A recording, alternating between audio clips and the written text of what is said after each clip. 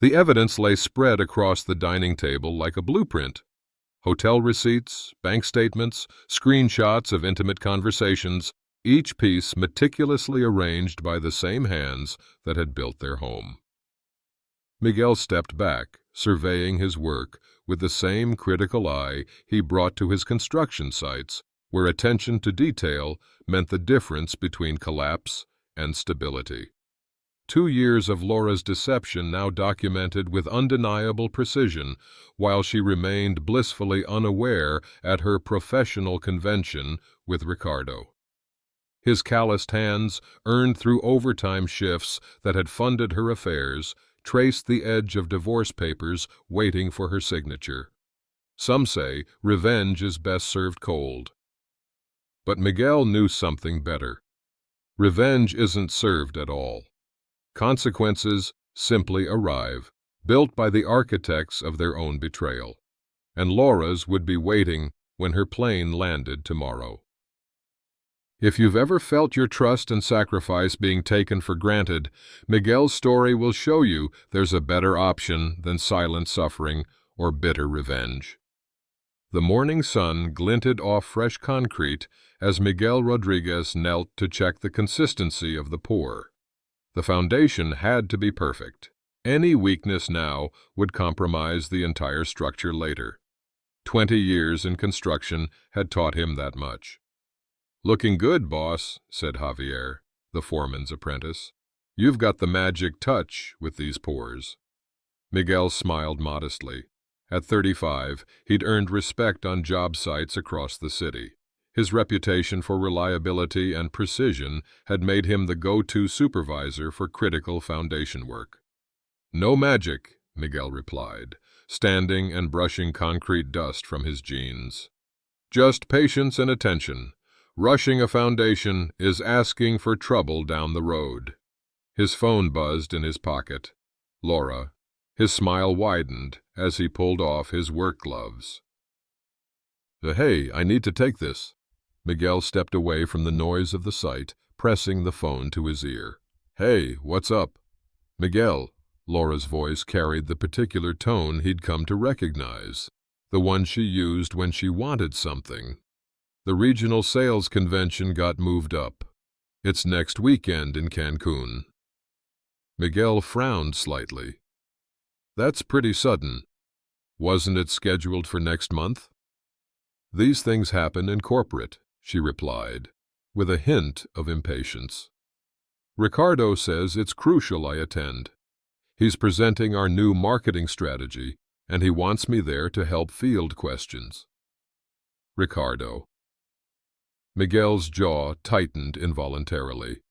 Laura's boss had a reputation among office wives that Miguel had heard about at company functions.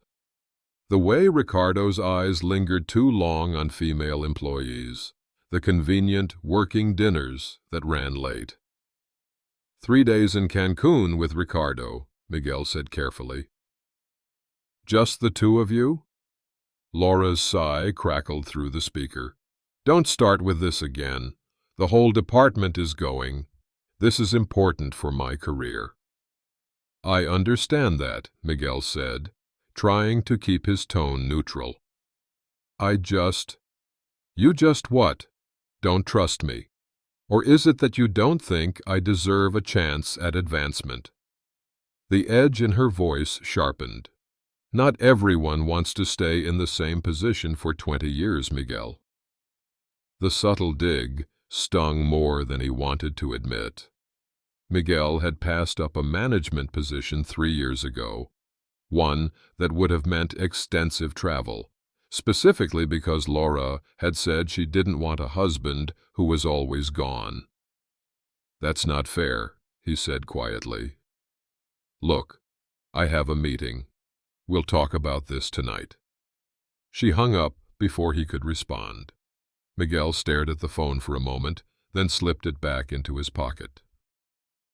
The concrete awaited, and unlike the conversation with his wife, this was something he could get right. The apartment smelled of garlic and olive oil when Miguel opened the door that evening. He'd stopped for flowers, yellow daisies, Laura's favorite, hoping to ease the tension from their earlier conversation. "Something smells amazing," he called, setting his keys in the ceramic bowl Laura had bought on their honeymoon in Mexico. 4 years ago, when things had been simpler, Laura emerged from the kitchen, wineglass in hand. She wore the blue dress he'd complimented last week, her dark hair falling in waves past her shoulders. She was beautiful. That had never been in question. "I made that pasta you like," she said, her smile not quite reaching her eyes. "Thought we could use a nice dinner." Miguel held out the flowers. "Peace offering?" She took them with a small smile. "You didn't need to do that." "Wanted to," he said, following her to the kitchen. "About earlier, let's not start dinner with an argument," Laura interrupted, arranging the flowers in a vase. "I'm going to the convention. It's important for my career, and if you support me like you say you do, you'll understand that." Miguel leaned against the counter, watching her stir the pasta. "I do support your career. I've always supported it. But is it wrong to be concerned about Ricardo's intentions? Other wives have noticed how he acts around female employees." Laura rolled her eyes. "Those are just jealous rumors. Ricardo is a professional who specifically requested you accompany him to a beach resort?" "The entire marketing department is going," Laura said sharply. "Don't make this into something it's not." Miguel took a deep breath. "I'm not trying to control you. I just don't trust him." "Well, I need you to trust me." Laura set down her wineglass with more force than necessary. "This is exactly why I don't tell you about work events anymore. You always make me feel guilty for advancing my career." "That's not true, isn't it?" Laura's phone chimed with a notification. She glanced at it, quickly typed a response, then placed it face down on the counter. "My female colleagues don't deal with this kind of interrogation from their husbands." "It's not an interrogation to ask questions about a last-minute trip with a man who has a reputation," Miguel said, his frustration growing. "This is why women hit glass ceilings," Laura said dismissively. "Their partners can't handle them working closely with male supervisors without making it weird." Miguel felt himself being maneuvered into an impossible position: express legitimate concerns and be labeled controlling, or remain silent and ignore his instincts. He recognized the technique. Laura had become increasingly skilled at it over the past year. "Fine," he conceded, choosing peace over principle. "When do you leave?" Laura's expression softened, victory achieved. "Friday morning. I'll be back Sunday night." Over dinner, Laura talked enthusiastically about the convention, the networking opportunities, the potential for promotion. Miguel listened, nodding in all the right places, trying to ignore the persistent buzz of her phone and the way she kept checking it under the table. Later, as Laura slept beside him, Miguel stared at the ceiling. When had conversations with his wife started feeling like negotiations he was destined to lose? When had expressing concern become controlling behavior? He turned to look at her peaceful face in the dim light filtering through the blinds.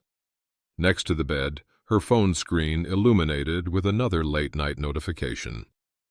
The preview showed only Ricardo and the beginning of a message cut off by privacy settings. Miguel rolled away, closing his eyes against the blue glow of secrets he wasn't ready to face. The apartment felt unusually quiet with Laura gone. Miguel had driven her to the airport that morning, kissed her goodbye, and pretended not to notice Ricardo waiting nearby, sunglasses hiding his eyes, but not his smirk. 3 days, she'd said, squeezing his hand. Don't work too hard while I'm gone. Now, with a rare Saturday off, Miguel decided to use the time to organize their home office. Laura had been handling their finances recently, a task he'd happily surrendered when she'd pointed out his old-fashioned paper filing system was inefficient compared to her digital approach. He frowned at the stack of unopened mail on the desk, bills he'd thought were being paid online. He began sorting through them, creating neat piles: utilities, credit cards, medical expenses. A statement from a credit card he didn't recognize caught his attention. The envelope was addressed to Laura, but as joint account holders, they'd always been transparent about finances. Inside was a bill for $370.42. Miguel scanned the statement, his confusion deepening at charges from a hotel, not in Cancun, but downtown, just 20 minutes from their apartment. The date corresponded with a team dinner Laura had attended 3 weeks ago, a dinner that supposedly ended at 10 p.m., though she hadn't returned until after midnight. His stomach tightened as he continued reading. Room service charges for 2, including champagne. An overnight stay despite the hotel's proximity to their home. Miguel set the statement aside, telling himself there must be a reasonable explanation. Perhaps a company expense accidentally charged to her personal card. He opened their shared laptop to check their other accounts. The browser history had been cleared, unusual since neither of them was particularly tech-focused. He navigated to their bank website and logged in with the password they shared. The transaction history showed regular transfers from their joint savings to Laura's personal checking account. Small amounts, $200 here, $300 there, adding up to thousands over the past year. Money he'd worked overtime to save. Money they'd discussed using for a down payment on a house someday. With growing unease, Miguel opened their cloud storage account to search for recent bank statements. He navigated through folders of vacation photos and work documents until an unlabeled folder caught his attention. It required a password he didn't have. After 2 failed attempts with Laura's usual passwords, a pattern clicked in his mind. He typed Ricardo's name, and the folder opened. The air left his lungs as images filled the screen. Laura with Ricardo in hotel rooms. Laura with another man he didn't recognize. Screenshots of text conversations full of intimate details and mockery of Miguel's naivete. In one particularly painful exchange, Ricardo had asked, "Doesn't your husband wonder where you are?" Laura's response, "Miguel's too trusting. I tell him I'm working late, and he just makes sure dinner's warm when I get home." Followed by laughing emojis. His dedication, his trust, reduced to a joke between lovers. Miguel's hands trembled as he scrolled through 2 years of deception meticulously documented by Laura herself. Every suspicious late night, every work trip, every unexplained expense, all laid bare in digital evidence she hadn't bothered to hide properly. He minimized the folder when his phone rang. Carlos, his friend since high school, now working in hospitality management at one of the downtown hotels. "Hey, man," Miguel answered, his voice strained. "You okay? You sound off." Miguel stared at the minimized folder on the screen. "Not really. Can you come over? I need to talk to someone." "Be there in 20, Carlos replied without hesitation. While waiting, Miguel returned to the digital evidence. A new discovery hit him like a physical blow. An Instagram post Laura had shared just hours after leaving for Cancun. A poolside selfie with the caption, "Finally free from controlling expectations for the weekend. Some men can't handle a modern, independent woman. #living my best life. #no regrets." The comments section overflowed with supportive responses from people who knew only Laura's manufactured version of their marriage. Friends and acquaintances offering sympathy for her difficult situation with her old-fashioned husband. The public humiliation burned worse than the private betrayal. Not only was she cheating, she was crafting a narrative that made her the victim. The doorbell's chime pulled Miguel from his spiral. He opened the door to find Carlos holding a six-pack of beer, concern etched on his face. "That bad, huh?" Carlos asked, noting Miguel's expression. Miguel let him in without responding, leading him to the kitchen table where he'd placed the printed credit card statement and laptop.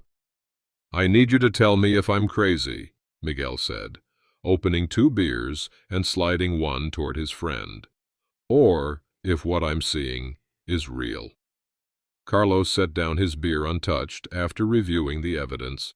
His discomfort was palpable. "You knew," Miguel said. "It wasn't a question." Carlos rubbed his face. "I suspected. One of our bartenders mentioned Laura was a regular with different executives. I didn't want to believe it was true." "Why didn't you tell me?" "And say what?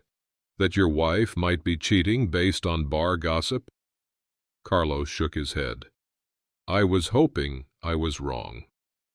"How long?" Carlos met his gaze reluctantly. "The bartender noticed them about 8 months ago. But from these pictures—" He gestured to the screen. "It started well before that." Miguel nodded slowly, processing. "And Ricardo wasn't the only one." "No," Carlos confirmed quietly. "There was another guy from her office. Maybe more." The confirmation hollowed out Miguel's chest. The foundation of his marriage, what he thought they were building together, had been structurally compromised from the beginning. No wonder it had felt increasingly unstable. "What are you going to do?" Carlos asked. Miguel stared at their wedding photo on the wall, then deliberately turned it face down. "I'm calling David," he said, reaching for his phone. His brother-in-law was one of the best divorce attorneys in the city. "I need to know my options before she gets back." The moment of betrayal had transformed into something else, a blueprint for dismantling what couldn't be repaired. "Everything on that table is inadmissible in court," David said, reviewing the evidence Miguel had compiled. They sat in David's home office, legal pads and coffee cups accumulating as morning stretched into afternoon. "What?" Miguel looked up sharply. "But it's proof. Proof obtained by accessing password-protected accounts without explicit permission." David removed his glasses, rubbing the bridge of his nose. "But that doesn't mean it's useless. It tells us what to look for through proper legal channels." Miguel leaned back in his chair, exhausted. He'd barely slept since discovering Laura's betrayal the day before. "So what can I do?" "Before we discuss options," David said carefully, "I need to know what you want from this, Miguel. Revenge, maximum financial damage, or just a clean break?" Miguel considered the question. Despite the pain searing through him, scorched earth vengeance wasn't his nature. "I want what's fair," he said finally. "What I earned. And I want out with my dignity intact." David nodded approvingly. "Then we document everything before she knows you're aware. That's your advantage right now." He outlined a strategy: gather legally admissible evidence, separate finances, prepare divorce papers, and create distance, all before confrontation. "Laura's credit card statement is fair game since you're an authorized user on the account," David explained. "And the joint bank account transfers are documented through statements you legally have access to." They moved to David's computer, pulling up Miguel and Laura's financial history. The screen filled with a damning timeline: hotel charges coinciding with late meetings, cash withdrawals that aligned with weekend work retreats, luxury purchases for people who weren't Miguel. "Over $15,000, David said, calculating the diverted funds. Money from your joint savings, primarily funded by your income. Miguel stared at the figure, anger replacing shock. He'd worked 60-hour weeks to build that savings. Overtime and weekend shifts, while Laura complained about his absence, apparently filling her time with affairs he was unknowingly financing. "We need to protect what's left," David advised. "Do you have any separate accounts she doesn't know about?" Miguel thought of the conversation 3 years ago with his financial advisor, who had recommended maintaining a small individual savings account, standard advice for both partners in a marriage. Laura had dismissed it as planning for failure, but Miguel had quietly opened one anyway, depositing a small percentage of each paycheck. "Yes," Miguel confirmed, "about 8,000 in a separate savings account." "Good. First thing Monday, we secure those funds and document the state of all joint accounts. Then we prepare divorce papers citing irreconcilable differences." "Not adultery?" Miguel asked. "Adultery requires more specific legal proof.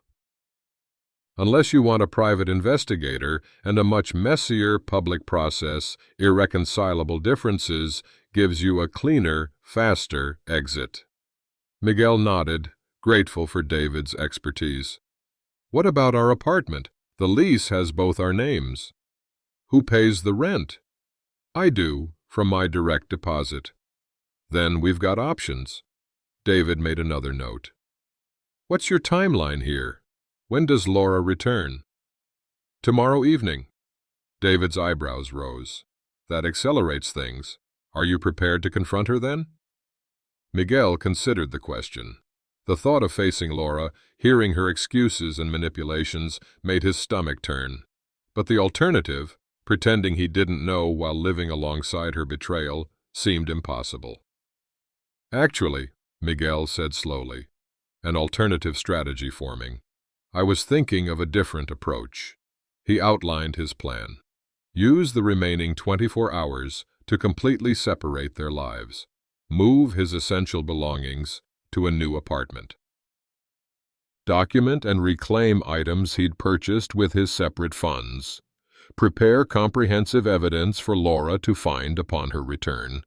Let the consequences speak for themselves, Miguel concluded. No dramatic confrontation, no opportunity for her to twist things. David studied him with newfound respect. "That's surprisingly strategic. Most clients want the satisfaction of confrontation." "I'm a builder," Miguel said simply. "I know that properly laid foundations matter more than dramatic gestures." As they continued planning, Miguel's phone lit up with a text from Laura. "Miss you. Having a great time. Can't wait to see you tomorrow night," accompanied by a heart emoji. The casual deception hardened his resolve. By tomorrow night, the life Laura returned to would be unrecognizable, not through vengeful destruction, but through the simple removal of the foundation she'd taken for granted. "Let's get started," Miguel said, turning off his phone. "We have a lot to do before tomorrow." Monday morning found Miguel in the office of Martin Reyes, the financial advisor who had suggested the separate savings account 3 years earlier. Martin reviewed the documentation David had helped prepare, his expression growing increasingly concerned. "I always recommend financial independence within marriage," Martin said, "but this is precisely why. You followed my advice about keeping a percentage separate, which puts you in a much better position now." Miguel nodded, remembering how close he'd come to closing the account last year when Laura had wanted a new car. Another bullet dodged. "We need to secure these funds immediately," Martin continued. "I also suggest freezing your credit to prevent any new joint accounts or charges." Given the pattern of behavior, it's not uncommon for the offending spouse to attempt financial retaliation when discovered. As Martin processed the paperwork to transfer Miguel's savings to a new, secure account, he made a phone call to a colleague in real estate. "Elena, I have a client in need of immediate short-term housing, furnished if possible. He covered the receiver. Any preferences on location? Walking distance to the construction site on Alvarez Street if possible, Miguel replied. I'm there for the next 6 months at least. Within an hour, Miguel had an appointment to view an apartment 3 blocks from his current project. By noon, he was signing a 6-month lease on a small but well-maintained 1-bedroom unit in a secure building. The property manager handed him the keys. Usually we require 2 weeks' notice, but Elena vouched for you. You can move in immediately. Miguel felt a weight lift as he stood in the empty apartment. Sunlight streamed through large windows, illuminating possibilities rather than betrayals. The blank walls and unfurnished rooms represented something he hadn't felt in months. Freedom to build something honest. His phone rang, Carlos checking in. I signed a lease, Miguel told him. I need help moving some things this afternoon. I'm off at 4. Just tell me where. Miguel's next stop was a storage facility where he rented a small unit. Following David's advice, he would document and store items that belonged solely to him until the divorce proceedings clarified property division.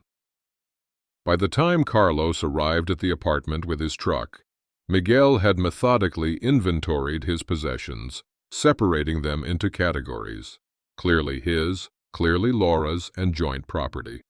He'd taken photos of everything for documentation, creating the detailed record David had advised. You're handling this better than I would, Carlos observed, as they loaded his tools and personal belongings. I'm not sure better is the right word, Miguel replied, carefully wrapping his grandfather's woodworking tools in protective cloth. I'm just trying to be strategic instead of emotional. Still, Carlos insisted, most guys would be throwing her stuff out windows by now. Miguel secured a box of family photographs. That would just make me the villain in her story. I'm not giving her that satisfaction. They worked efficiently through the afternoon, moving Miguel's belongings either to storage or to the new apartment. The process was strangely cathartic. Each item reclaimed, each box packed, represented another piece of himself preserved from the wreckage. As evening approached, Miguel focused on the most important task: documentation. At the dining table, he arranged evidence in clear chronological order. Bank statements showing transfers to Laura's personal account, credit card bills for hotel rooms, screenshots of her social media posts mocking him, and text messages with timestamps that contradicted her claimed whereabouts. Beside this damning collection, he placed the divorce papers David had prepared, post-dated for the following day. A separate envelope contained screenshots of the more intimate communications and photos, evidence of the affairs themselves rather than just the financial deception. The final touch was a letter, written in Miguel's steady hand. Laura. By now you've realized things have changed. I've removed myself and my belongings from this apartment. I've also documented the systematic deception you've maintained throughout our marriage. I've reclaimed items purchased with my separate funds. Everything else remains untouched for proper division during divorce proceedings. All communication should go through my attorney, David Ortiz. His contact information is with the divorce papers. Miguel. No accusations, no emotional pleas, just facts and consequences. Carlos returned from moving the last load to the storage unit. You're really not going to be here when she gets back?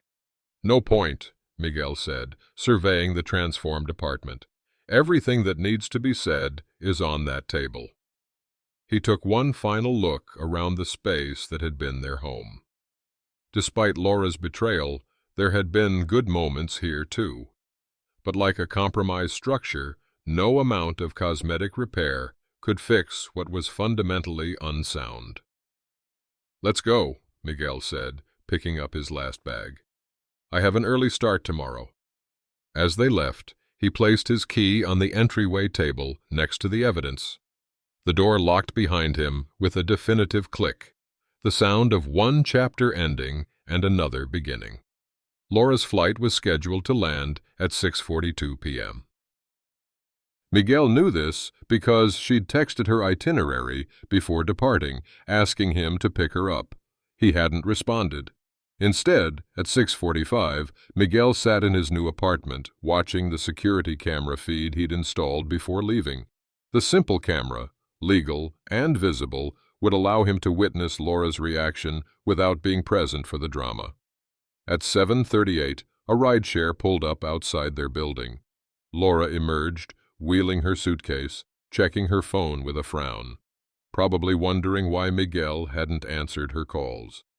Miguel watched as she entered the building, disappearing from view. He switched to the indoor camera feed, showing only the entryway and dining area, respecting privacy while capturing what he needed to document. At 7:42, the apartment door opened. Laura called out, "Miguel!" her voice tinny through the camera's speakers. Silence answered her. She moved through the entryway, noticing his missing shoes and jacket. Her expression shifted from confusion to irritation as she continued into the apartment, disappearing from view. Miguel could track her discovery process through sound. The opening of closet doors, her increasingly urgent calls of his name, her footsteps quickening as she moved from room to room. When she returned to camera view, her face had transformed.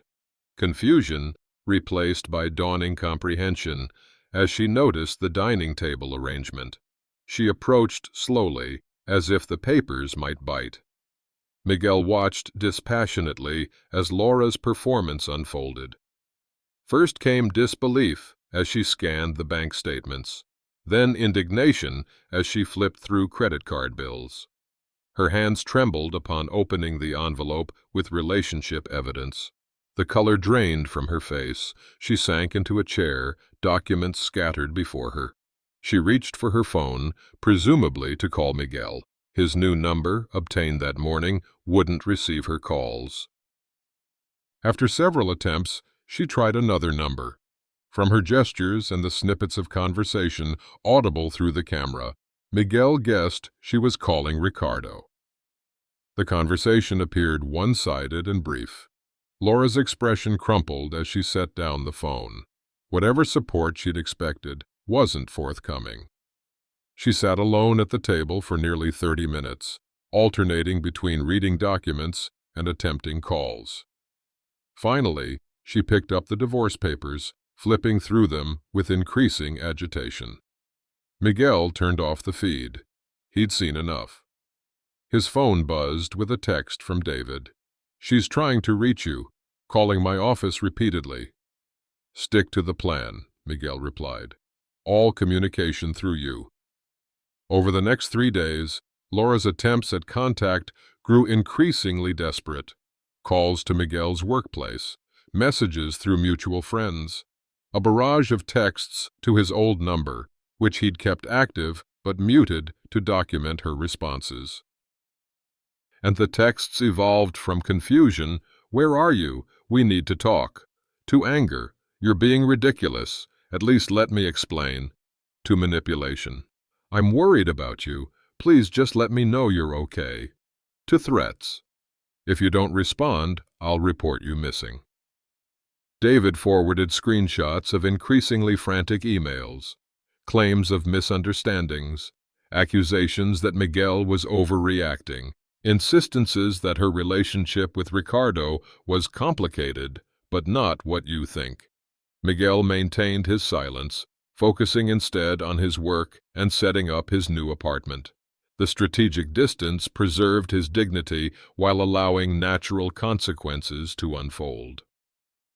On Thursday evening, Miguel's phone rang with a call from Carlos.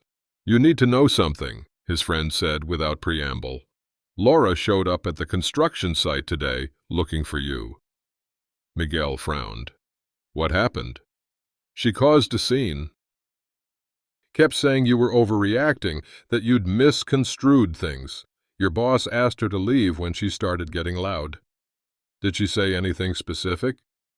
Just the usual manipulation, that you'd abandoned her without giving her a chance to explain, that you were being controlling by cutting her off. Carlos paused. Nobody bought it, man. The guys who know you were just uncomfortable. Your reputation speaks for itself. Miguel sighed, rubbing his temple. I was hoping to avoid workplace drama. There's more, Carlos continued reluctantly. She's telling people you financially abused her, that you controlled all the money and monitored her spending.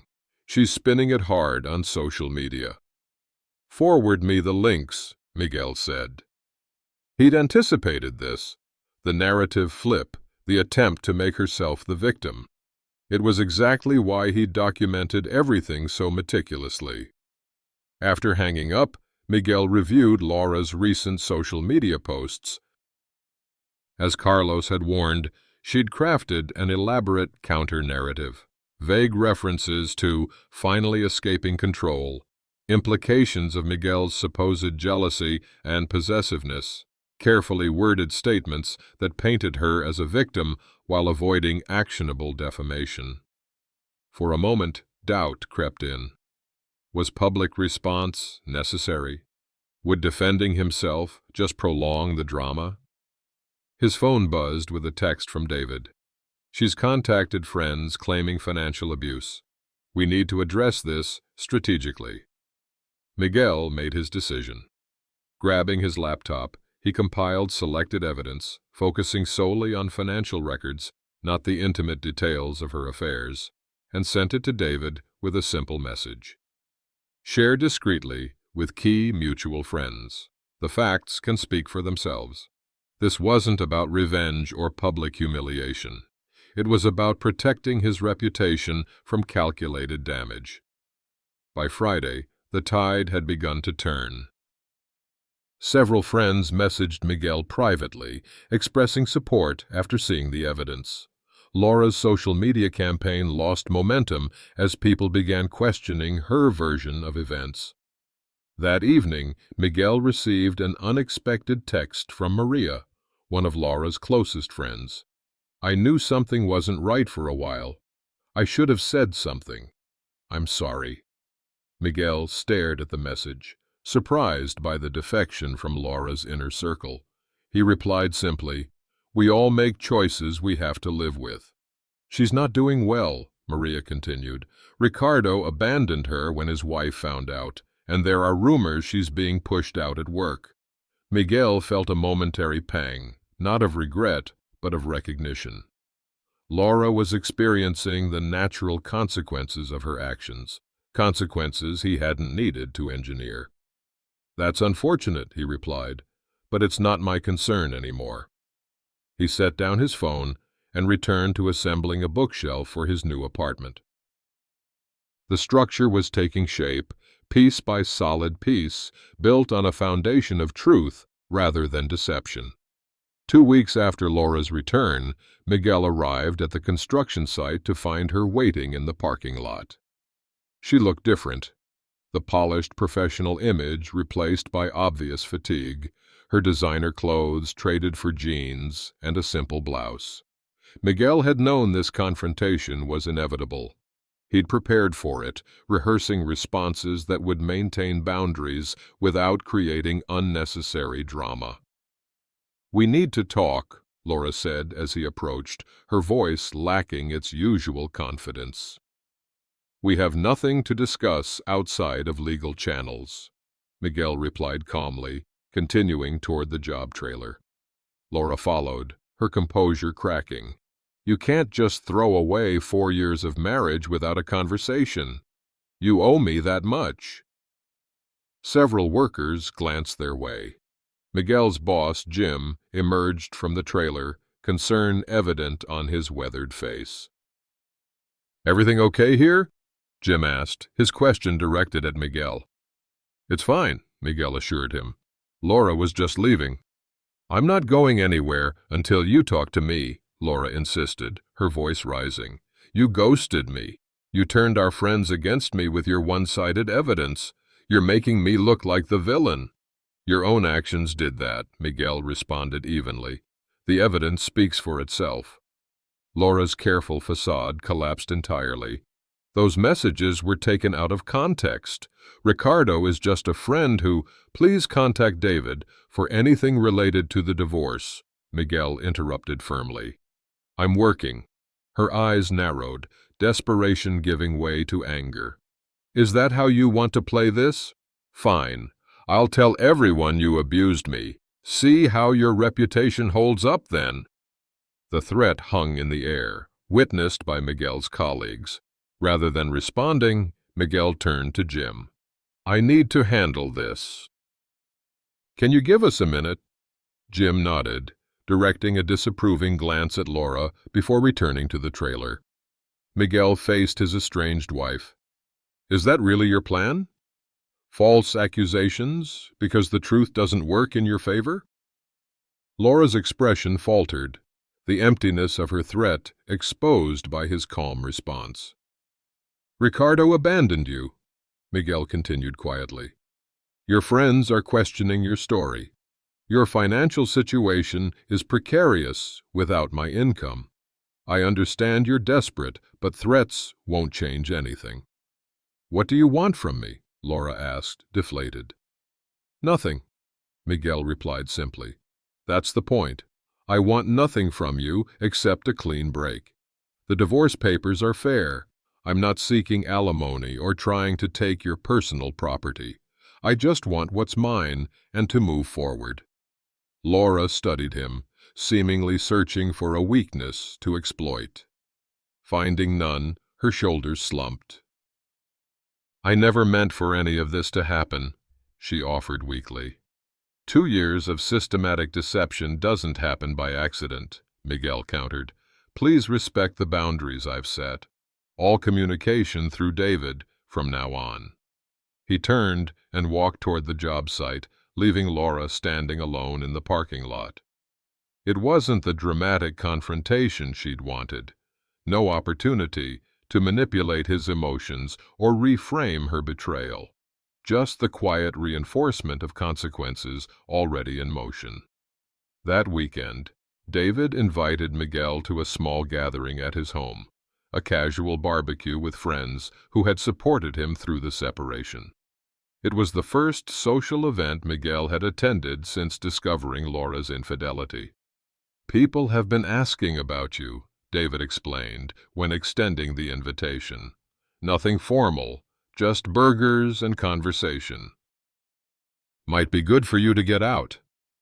Miguel arrived to find a comfortable mix of familiar faces, colleagues from previous construction projects, friends from his and David's shared social circle, even Jim and his wife from the current job site. As he accepted a beer from David, Miguel noticed several people from Laura's workplace among the guests, including Sophia, Ricardo's wife. "I hope it's okay that Sophia's here," David said, following Miguel's gaze.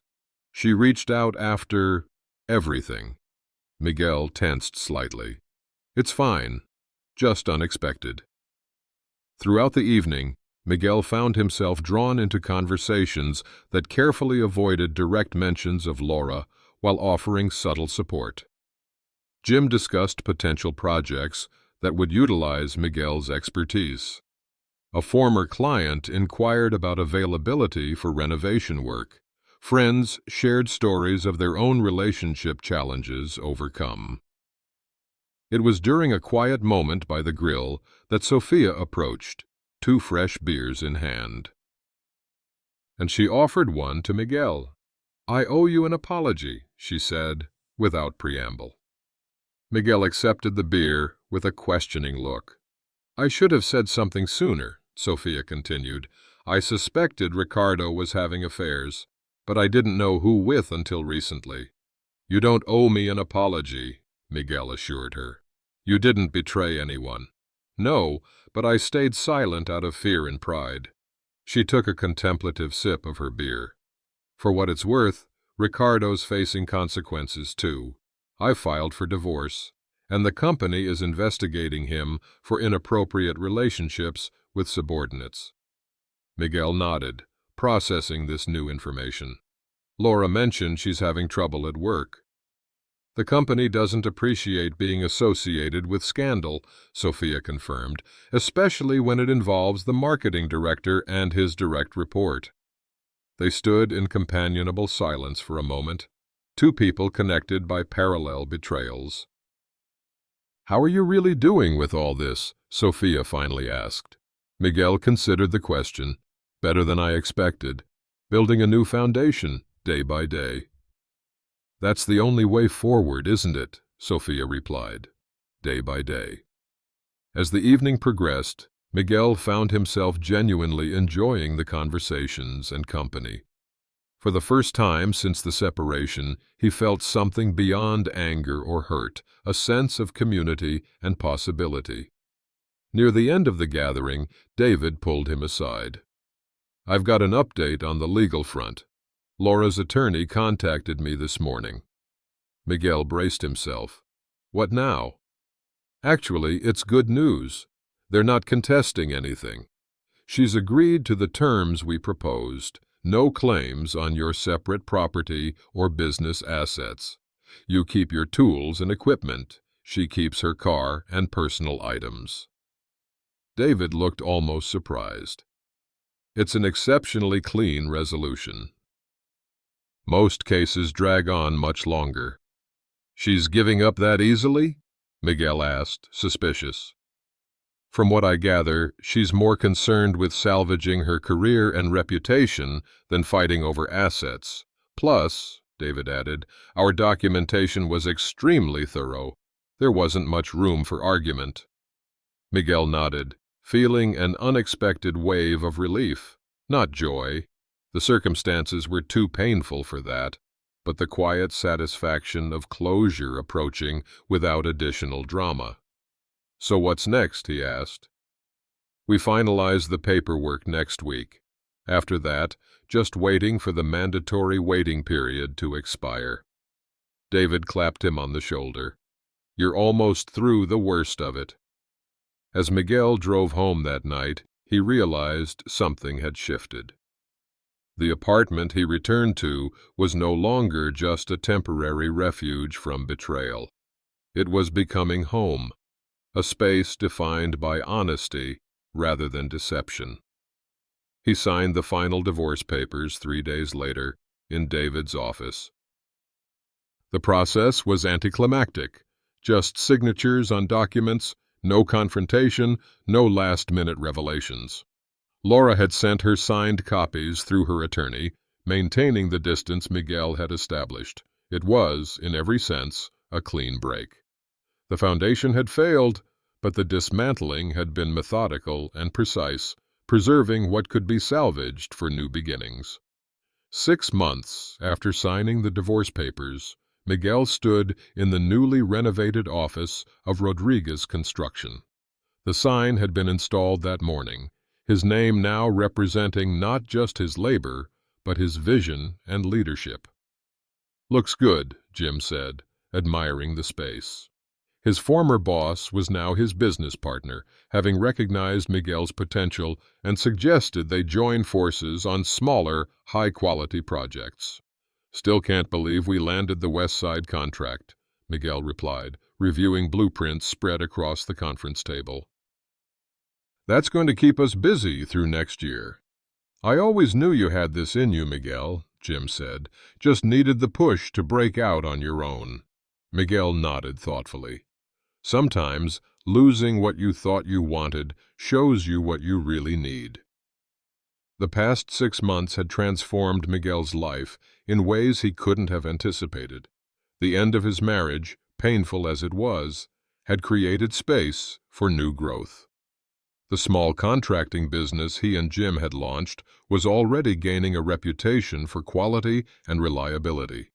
His financial situation, temporarily strained by the divorce, had stabilized and was improving with each completed project. His phone rang, a potential client calling about a home renovation. As Miguel wrapped up the call with a scheduled consultation, Jim gestured to the clock. "Don't you have that thing at the hardware store?" Miguel checked the time. "Right. Materials for the house. I should get going." The house was Miguel's newest project, a small fixer-upper he'd purchased at auction 3 months earlier. Located in a modest neighborhood with good schools, it represented something he'd nearly given up hoping for. A place that was entirely his, to rebuild according to his own vision. At the hardware store, Miguel carefully selected oak planks for the living room flooring. The renovation was progressing room by room, weekend by weekend. A methodical process that felt right. No rushing, no cutting corners. "Miguel?" He turned to find Maria, Laura's former friend, standing uncertainly in the aisle. He hadn't seen her since before the separation. "Maria," he acknowledged, neither warm nor cold. She approached hesitantly. "I just wanted to say I'm sorry for my part in everything. I should have told you what was happening." Miguel continued examining the wood planks. "We all make choices we have to live with." "She's not doing well, Miguel," Maria said quietly. "Ricardo dumped her when his wife found out, and she lost her job last month. She's had to move back in with her parents." Miguel paused, feeling a complex mixture of emotions. There was a momentary flicker of satisfaction, quickly replaced by detached compassion. Laura's circumstances were the natural consequences of her choices, not punishment he had engineered. "That's unfortunate," he said simply, "but it's not my concern anymore." Maria nodded, seeming to understand his position. "You look good. Healthy. I heard about your new business." "It's going well," Miguel confirmed, selecting several planks and placing them in his cart. "How about you?" "I'm okay. Started a new job downtown." She hesitated. "It's strange how everything changed so quickly." "Not that quickly," Miguel corrected her gently. "The foundation was compromised long before the walls came down." Maria accepted this with a nod. "Well, I should go. Take care of yourself, Miguel." He watched her leave, reflecting on how different his life had become in half a year. People who had once been fixtures in his daily existence were now just occasional encounters, while new relationships and opportunities had taken central importance. Later that afternoon, Miguel was measuring boards on the front porch of his renovation project when his sister's car pulled into the driveway. His 10-year-old nephew, Diego, bounded out and raced toward him. "Uncle Miguel, Mom said I could help today." Miguel smiled, ruffling the boy's hair. "Perfect timing. I could use a good assistant." His sister waved from the car. "I'll pick him up at 6. Don't let him use the power tools." For the next few hours, Miguel guided Diego through simple tasks, measuring, marking, learning the names of tools. The boy absorbed everything eagerly, his admiration for his uncle evident in his attentive focus. "Mom said you had a rough year, but you're doing awesome now," Diego commented as they took a water break on the porch steps. Miguel considered how to respond appropriately to a child's perception. "Sometimes you have to tear things down to rebuild them right." "Like this wall?" Diego pointed to the exposed framing visible through the front window. "Exactly. When the foundation isn't solid, you can patch things forever. But eventually," Miguel gestured to the house, "better to start fresh and build it properly." Diego nodded, processing this wisdom with surprising maturity. "Are you happier now? Mom was worried about you for a while." The question caught Miguel off guard with its directness. He gazed across the front yard, taking time to formulate an honest answer. "Happiness is like building a house," he said finally. "It takes the right foundation, quality materials, and time. And I'm still building, but the structure is sound." This seemed to satisfy Diego, who nodded sagely, as if he completely understood the metaphor. As the afternoon light began to fade, they stood back to admire their day's work, new porch railings, precisely measured and securely installed. "We did good work today," Miguel told his nephew, feeling genuine pride in their shared accomplishment. "Can I come back next weekend?" Diego asked eagerly. "I'm counting on it," Miguel replied. "We have a lot more building to do." As his sister's car disappeared down the street, with Diego waving enthusiastically from the window, Miguel returned to the porch. He sat on the steps, surveying the partially renovated house, a project that would take months to complete, with challenges and surprises inevitably hidden behind walls and under floors. But unlike the marriage he'd tried to maintain through willful blindness, this project began with clear-eyed assessment of both problems and possibilities. The foundation was solid, the materials were quality, the blueprint was honest. Miguel took a deep breath of the cool evening air, feeling neither triumphant nor broken, but something more valuable. At peace with where he stood and where he was headed, one carefully measured step at a time. When confronted with betrayal's devastating truth, we often face a pivotal choice between destructive rage and defeated surrender. Miguel's story offers us a third path, one of dignified, strategic response that preserves both self-respect and future possibilities. The construction metaphor that guided Miguel's approach provides a powerful framework for navigating life's most painful ruptures. Like an experienced builder assessing structural damage, Miguel recognized that his marriage's foundation had been compromised beyond repair. Rather than attempting superficial patches or surrendering to emotional demolition, he methodically dismantled what couldn't be saved while preserving materials worthy of future projects. This measured response runs counter to our cultural narratives about betrayal, which typically celebrate either fiery vengeance or martyred forgiveness. Miguel chose neither. His quiet strength came not from dramatic confrontation, but from strategic action, documenting truth, establishing boundaries, reclaiming what was rightfully his, and allowing natural consequences to unfold without his intervention. The wisdom in this approach becomes increasingly valuable as we age. In our later years, when we've invested decades building relationships, careers, and financial security, the stakes of betrayal grow exponentially higher. A lifetime's work can be jeopardized by impulsive reactions to painful discoveries. Yet with age also comes the perspective to recognize that dignity matters more than vindication, and that rebuilding requires salvaging what remains valuable from the wreckage.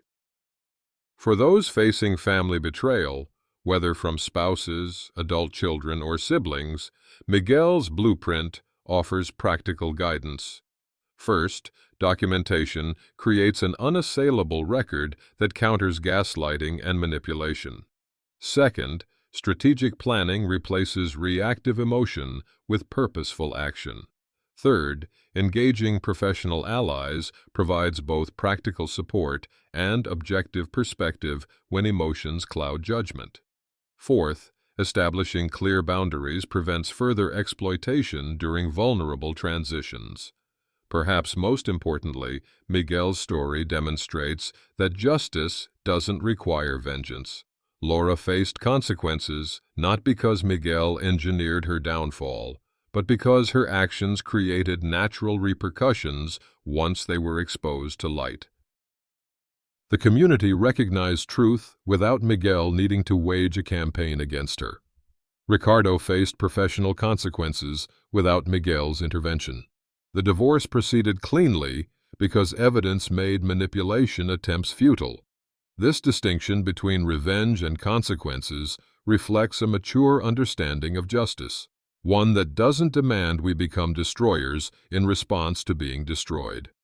Miguel preserved his moral authority by refusing to sink to manipulation or character assassination, even when provoked. His restraint ultimately strengthened his position, while Laura's escalating tactics undermined her credibility. In our interconnected lives, betrayal rarely remains private.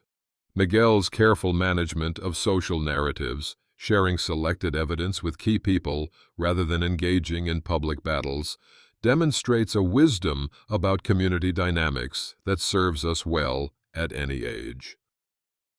By letting facts speak for themselves and refusing to participate in drama, he allowed natural social consequences to unfold without becoming their architect. The rebuilding phase of Miguel's journey holds equally valuable lessons. His measured pace in creating a new home, business, and social circle reflects the understanding that healing can't be rushed.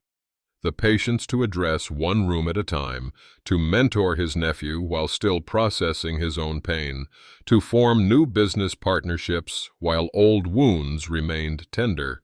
These choices represent emotional intelligence that grows with life experience.